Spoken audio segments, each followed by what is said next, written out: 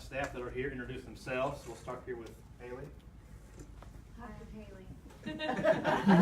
And you can thank Haley for all of the great. I'm Dr. Carl's assistant and the district's assistant.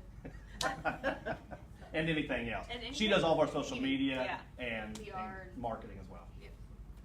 Laura Stallford, Curriculum Director. Jennifer Bright, Principal at Community Elementary. Amanda Cavanis, Principal of the Early Learning Center. Travis Stallford, a principal at high school. Luke Clare, Assistant Principal here at the high school. Jeff McGee's Principal at Roosevelt Middle School. Okay, good morning, everyone. I'm sure most of you have heard about our school bond election that we have coming up, and so we're just going to talk a few minutes about that. I have 10 minutes to fit in about a 30-minute presentation, so I will be going somewhat quickly. I'll find the right button here.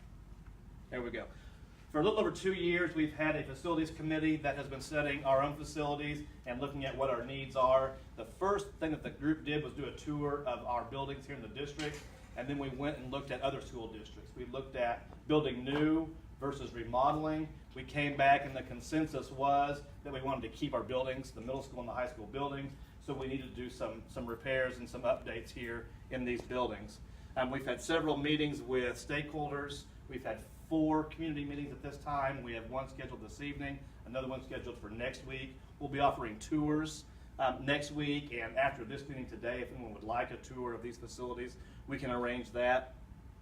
As I think many of you in here know, we have several distinctions over the last several years here in Coffeyville. Our ELC has been touted as the model preschool program for the state of Kansas.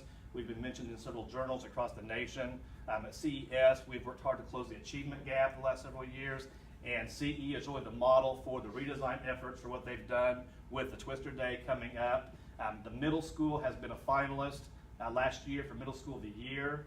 High school, for the last 2 years, is the only high school in the state of Kansas that's received the Challenge Award in both reading and math for 2 years consecutively. So a lot of accomplishments that we're having, and we're really getting to the point where we're hitting some limitations due to our buildings. We have, these buildings are almost 100 years old, and they were built for education 100 years ago. And so we need some updates, both educationally speaking, but also updates when it comes to safety and security, and then just 21st century learning.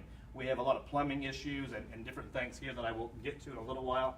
I did want to talk about a couple of some misinformation that's out there. We always hear, or we've heard some questions about, why are you wanting a bond issue when you have declining enrollment? Well, about every community in southeast Kansas has had declining enrollment when you look at the last 20 years. But in the last 4 years, Coffeyville has actually increased students, not drastically, but we've increased by 40 students, about 10 or so each in the last 4 years. So definitely a trend in the right direction. Something else that I hear is about our employees and how our employees don't live within the district. We have almost 500 employees working for Coffeyville Public Schools, 250 full-time, 250 part-time. 77% of those live within the school district. And I would venture to guess that if you look around at any business our size in this community, that's probably a hard number to match there with 77%. So as far as the improvements that we're looking at right now, when I first came to Coffeyville 10 years ago, 11 years ago now, I guess it was, I thought we had some of the most unwelcoming buildings I'd ever seen as far as visitors and parents coming in to see kids. And so we're really looking at updating that in all of the buildings. I heard a comment several years ago or from somebody who'd come to a basketball game here from out of town, and they made the comment that when they came to Coffeyville, they felt like they had to park in a dark alley and go in the back door to a basketball game. And I kind of laughed to myself, and I thought, that's because you're parking in a dark alley and you're walking in the back door. These buildings were designed beautifully to come in the front. We have some really neat ticket offices there, and that's just our parking ended up out back because the community has never wanted to disturb the front lawn. And so we're going to talk about that in a few minutes as well. As far as, we'll start with the ELC, we're looking at some traffic, some drop-off pickup improvements there, as well as air conditioning in the gym. Their gym space is really their play area where they go to daily, and so it does get very warm in August, September, April, May, what have you. At CE, the biggest thing we hear, for anybody who's had students in the elementary school, it's drop-off and pickup. The design of what they did originally did not work. It has not worked. We've tried to tweak it. We can't change it without physically making some improvements, but it is a top priority for us. What you'll see here is one of the concepts for the ELC, and so what you'll see new is the addition of this parking lot, and then this could also be, we have parents that could park here, because right now we fill this up with parents, and then we fill all this up with parents. And it's a little different at the ELC because they have to actually physically get out of their vehicles, grab their 3 or 4-year-old by the hand, and walk them into the school. So making that more convenient for them. At the elementary school, we have several concepts in mind, and you'll see these on the flyers that are there on your table. And this is just one concept that the architects have went with.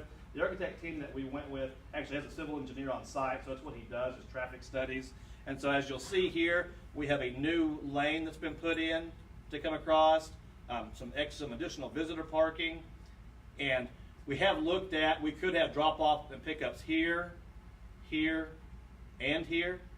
This particular concept looks at just one drop-off and pickup in this line, but it's done by using the walkie-talkies, and so they kind of know when the student's car is coming, and the architects have had very, very great success with this in other large buildings.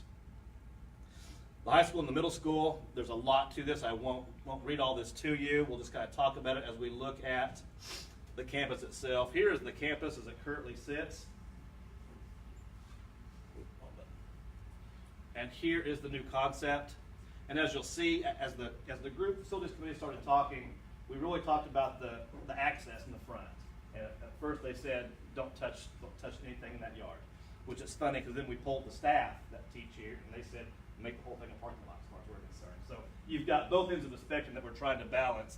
And the first thing we talked about was a horseshoe drive, similar to Russ Hall at Pitt State University, where there could be parking along the side. We could have our buses pull in here rather than the street. And the more we got to talking, the committee was fine with kind of flanking the block with parking lots in the corner. So you still have quite a bit of green space there. But what this concept does, it puts a new admin center here for the high school and here for the middle school. So it makes it convenient then for the parents to pull up, visit the principal, visit a teacher, pick up their sick child. They're also ADA accessible. Right now, neither building has an accessible front entrance. So if you are wheelchair bound, as a parent, you would need to call ahead to one of the principals and then get met at the back door to be let in. So addressing that. Also addressing ADA with our entrance for activities. So if we had a basketball game, volleyball game, band, choir, concert, you would enter through this right here and then come in. You have an elevator right there that will take you up to the mezzanine, because right now the mezzanine in the gym is not accessible. When I talked about plumbing and HVAC, last year we spent $70,000 repairing and maintaining plumbing in these two buildings. That's nothing new, that's just repair and maintenance. We spent $120,000 repairing and maintaining the HVAC system in these two buildings. That's $16,000 a month that we're literally flushing down the toilet when it comes to that money. So it would have all new plumbing, and then we would upgrade some of the HVAC as needed. This also gives us a new band and choir room here, which frees up some classroom space. It's a new library and media center, and then a new gymnasium, and this is for PE at the middle school. For those of you that may not be aware, that the gym at the middle school is kind of a stretch even calling it a gym. It's a 3/4 size, it's really a little dungeon. So this would be the daily PE space for the middle school, and then after school could also be used for other activities, for basketball games, JV, etc.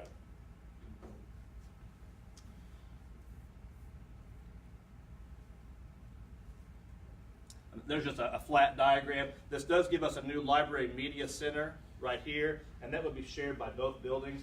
We've gotten very efficient in the last several years due to a lot of cuts in the state budget, and the high school is now on the same schedule as the middle school. So we've very effectively shared several teachers. So since we've been doing that so well, that's why we looked at the new band and music room. We have one band teacher, one choir teacher for the middle school and the high school, and then we will have a library and media teacher that we'll share between the two. And as you can see, this library is extremely outdated and sadly very, very rarely used as a library. Right, that gym will be a tornado shelter as well. Thank you. We talk about safety. The gym is a FEMA certified tornado shelter. We currently don't have one in these two buildings. I think most people just assume that because these buildings are so solid that they're just naturally built for a tornado, and they're not. So that would be a FEMA certified shelter, and it would be able to house all of the students and all of the staff in both buildings. There's just a little different layout. That would be your library and media center. Here's the front door for Roosevelt and their new admin center. Here's a concept idea of the band room. And this would be, I believe, walking into RMS, the new admin center. The new gymnasium, which would have 2 courts, which would be ideal for practices. You could have 2 practices at the same time, put the net down, have 2 practices, and then it could be like a JV gym. This is a concept of the high school auditorium. This is actually a picture from another building, obviously.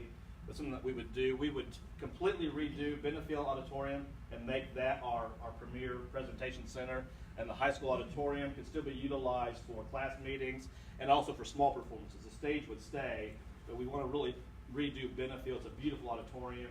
It needs a facelift and it needs new seating put in.